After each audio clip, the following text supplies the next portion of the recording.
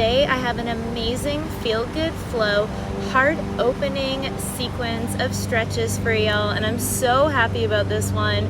The heart space is one of my favorite spaces to work on, and this one is gonna leave you and your body feeling amazing, and who knows, maybe you'll even attract more love into your life because of it. Now, before we get into today's video, I just wanna give a loving shout out of thanks to today's video sponsor, Magic Mind. I love these guys. I drink them before my yoga sessions to actually feel calmer, more energized without the jitters, and to have more focus throughout my day. If you guys want to check them out and get a subscription or just a one-time order for yourselves, I'll put the link with a discount code in the video description below. And now guys, let's work on opening our hearts.